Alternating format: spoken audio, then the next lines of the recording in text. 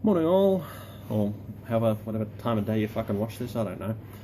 Um, Bit late on the roundup this week, but bit of a busy week with budget and associated bullshit. Um, but here we go, round 9 wrap up.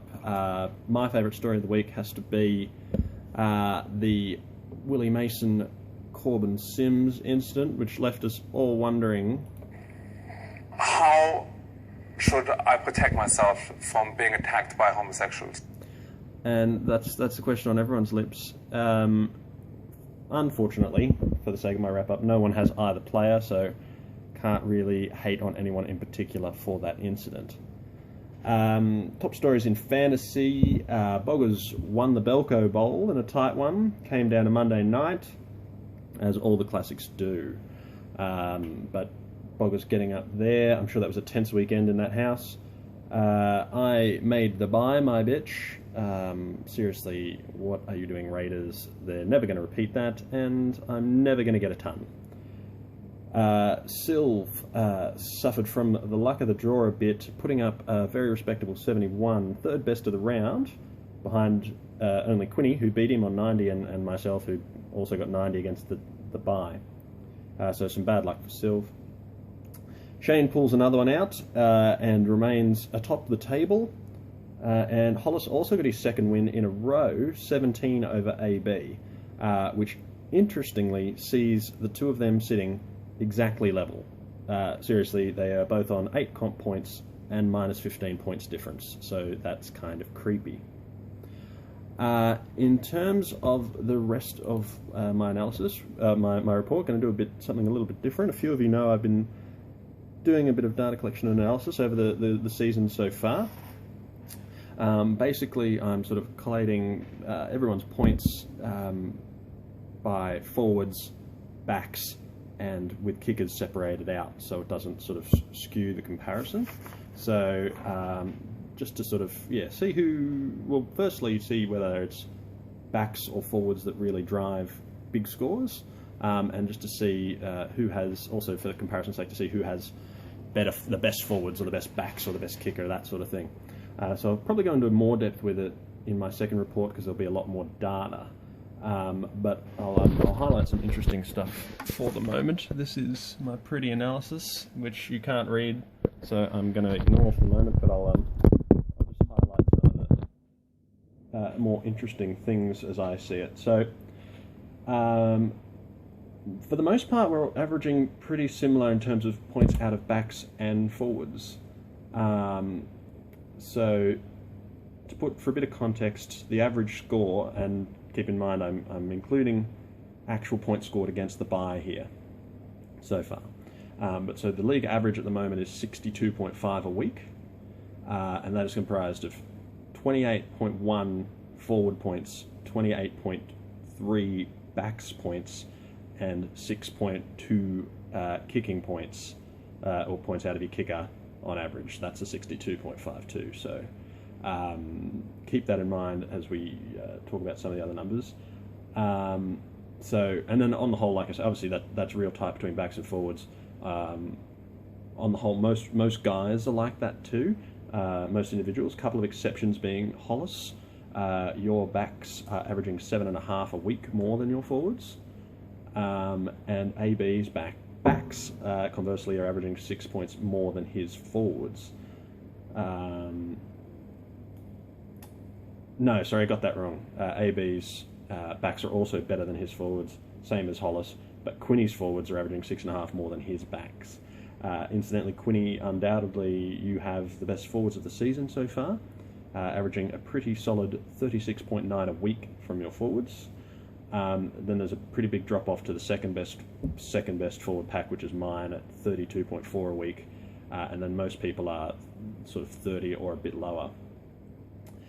The best backs for the year so far, probably Shane, at 33.4 a week.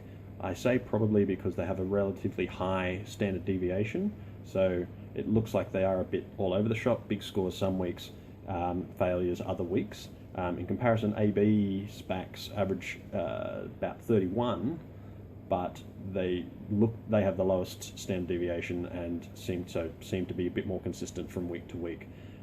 Take what you will from that. Obviously, Shane is a fair bit higher on the leaderboard, but interesting nonetheless. For the sake of mentioning it, Fadden has the most points from his kicker, which I think has been Maloney every week, I would imagine, at 7.56 points per week, just in conversions. So some hard done by Kuntz, according to the numbers. Definitely Sylv, which I've already sort of alluded to, who has scored the fifth most points in total points in the competition with 568. Noting again, this includes points against the bye, so it won't be the same as the website. So 568 points, fifth in total points, but eighth on the actual ladder, excluding the numpties. From that, I have the second most points in total at 635, but I sit fourth. For the most part, people kind of are about right. AB, Boggers and Cam are all same position based on either points or our actual win-loss. So that's pretty interesting too. Best fantasy defense belongs to Matthew Hollis, who is sitting fifth on the actual ladder, despite having the second fewest total points at 484. So hope there was something in that for everyone. Like I said, I'll go into more of it probably later on, like in my next one. But I'll post maybe some of my pretty graphs or something on the SHAG board as well. Wanted to have a quick another new segment that we hope will catch on. A couple of us have been discussing this one, and I'm stealing it. And we'll see how it goes the first week. And it is called Weeks and Beaks Ridicule. Obviously, I haven't learned how to edit anything yet. Sorry, I just had to pause there to answer a work call. So anyway, Weeks and Beaks is pretty much as the name would suggest. When one of your players gets weeks, are getting beaks, whether it be suspension or injury. So there's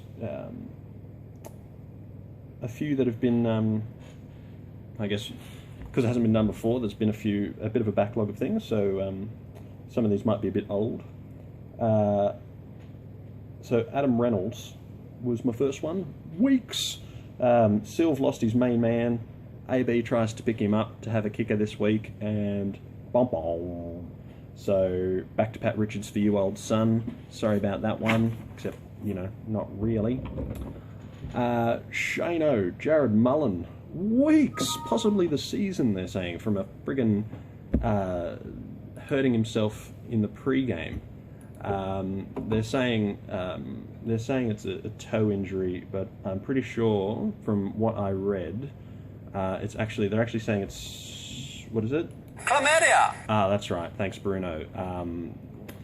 So he could be on having a bit of a spell. Cam is just copping it from all angles here.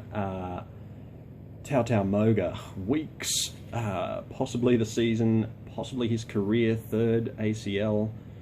That's actually kind of sad, but at the same time, suck it, Cam. Sando will be the highest played player in New South Wales Cup this week, hopefully for weeks, after forgetting how to drive and having a brain snap and abandoning a loaned car on the side of the road, because that's what you do when you're an adult human being. And Jesus, John Sutton, he was out for weeks, comes back and is spilling eyeballs all over the place. They reckon he's going to play this week, but I'd much rather him be out for weeks. So, Cam is obviously asking himself, what the fuck did I do wrong? And I just don't know, mate. You just cop it, don't you? James Graham, back this week. Sweet for JR. Wonderful. Conrad Hurrell, weeks. He'll be out nursing an injury, I think, after that vicious headbutt to the knee from Anthony Tupu. So I can't believe Tupu wasn't suspended for that. That was just a blatant headbutt on the knee. Hollis will be without Greg Bird for quite a while. I said, don't disturb you, I'm cleaning my room! And you know what? That's just what you get with Birdie, I'm afraid. The sad thing is he'll probably be out for Origin as well, which I guess Hollis will take some solace from. But the rest of us Blues fans are a bit less happy about that. Turning just quickly to this week, Hollis has the bye against the Numpties. Shane will play AB. I'm up against the big man, Sylv v Fadden, and Quinny versus Boggers. So hopefully some good matchups this week, and if I don't see you before, I hope to see a few of you on Sunday for Footy Foots and the movies. Catch ya, bitches.